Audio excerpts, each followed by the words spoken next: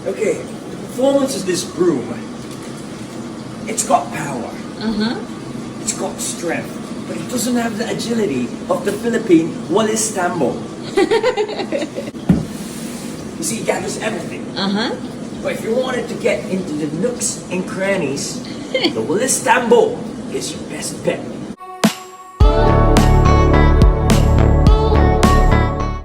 Touchdown New Zealand, another vacation para sa Agoncillo family matapos ang kanilang trabaho sa Pilipinas.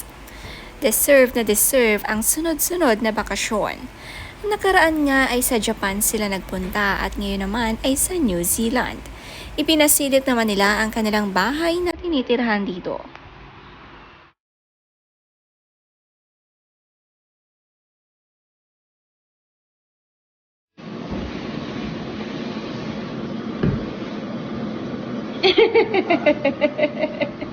Fire starter na, sweeper pa.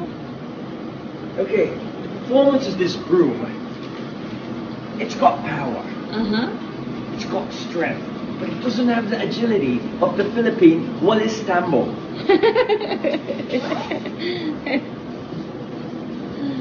No, it doesn't get Sample. sing it. Can you show me a sample? You see, if I push it this way, you see, it gathers everything. But if you wanted to get into the nooks and crannies, the Walis Tambo is your best bet. See what I mean? Makikita nga si Ryan Agoncillo na nagwawalis sa dining area matapos nilang kumain. At may isang araw na namimiss si Ryan sa Pilipinas, ang walis tambo. Iba raw talaga kapag ginamit ito sa paglilinis.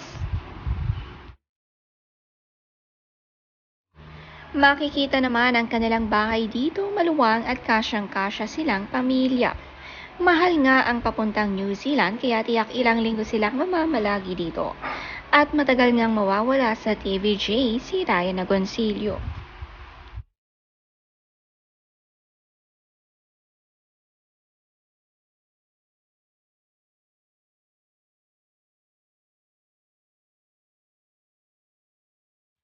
Pagkarating sa New Zealand, agad namang nagpunta sa palengke si Juday. At sinubukan nga ang magagandang groceries dito sa New Zealand. Ito raw ang nagmistulang Disneyland ni Judy Ann, ang mamili ng mga fresh fruits, fish, and vegetable.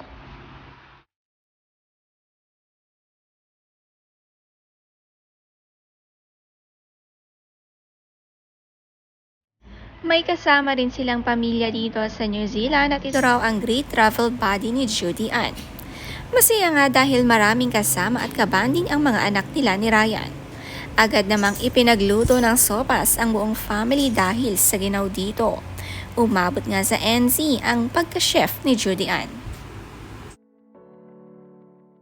Sakto rin naman na birthday ng kanyang travel buddy at sinabi niya sa post, "To our designated driver, travel buddy, techie friend, and Tita Ana to our little ones, happy birthday Marekoy. Thank you for all that you are. We appreciate you, love you."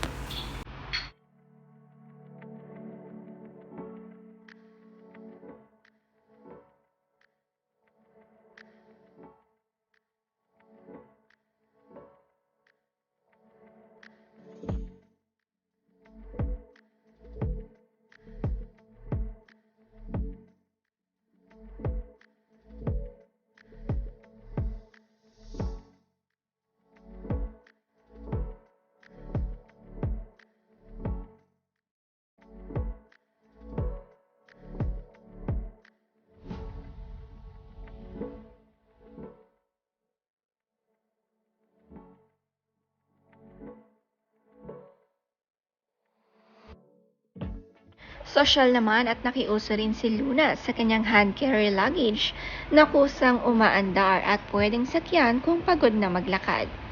Ito nga ay nauuso ngayon sa mga airport at mga artista na madalas mag-travel.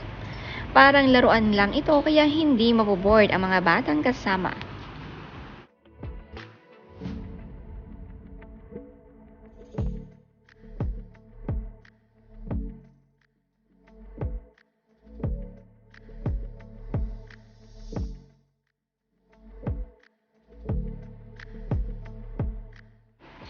Excited na nga silang i-explore ang beauty ng New Zealand. Maginaw nga dito at halos tila ref nga sa lamig. Kaya naman sa loob ng bahay may fireplace sila at heater.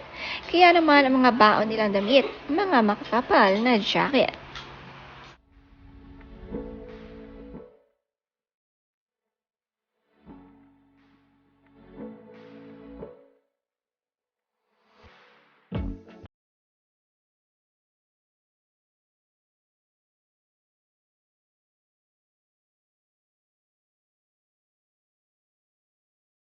Sa airplane pa lang, syempre hindi mawawala ang masasayang kuha ni Ryan sa mga anak at ang gaganda ng kanilang mga ngiti.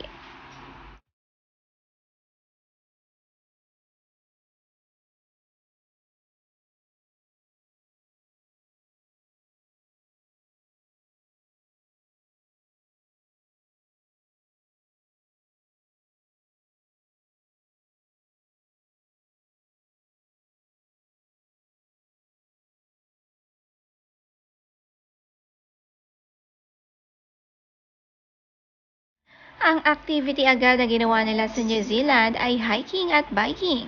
Dahil malamig dito at malabang pagpawisan, ina-adjust agad nila ang katawan sa ginaw at nag-exercise para masanay nga sila.